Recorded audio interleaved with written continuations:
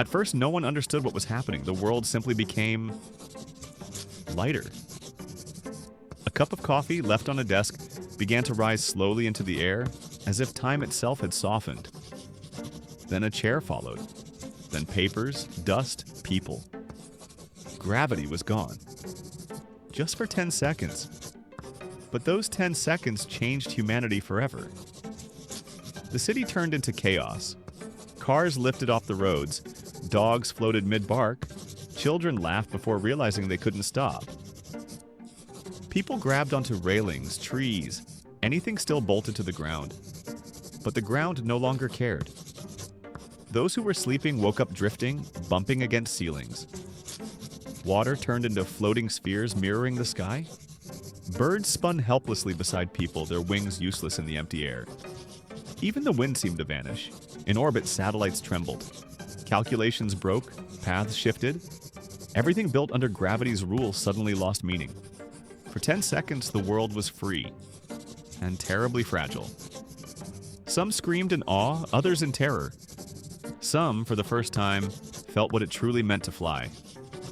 For those brief seconds, there were no wars, no laws, no hierarchy. People floated side by side, stripped of weight and difference. There were no rich, no poor, only humans suspended in silence, staring at each other between earth and sky. By the 6th second, panic began. Everyone knew what came next. What rises must fall. People reached for anything falling past them. Tables, doors, other hands. Some hugged loved ones tight. Some simply closed their eyes. On the 10th second, gravity returned. Instantly. Violently. Coffee drops turned into rain. Bodies, cars, furniture, everything slammed back to earth at once. The world screamed in a single crashing breath. 10 seconds of freedom became 10 seconds of destruction. Then came silence. The air was thick with dust and disbelief. People stood slowly, trembling, staring upward, at the sky where they'd just been.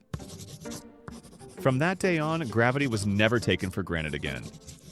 Scientists called it the Great Lift.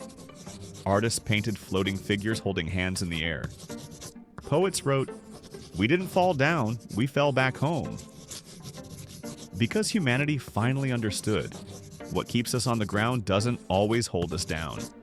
Sometimes it's the only thing keeping us from being lost in the sky.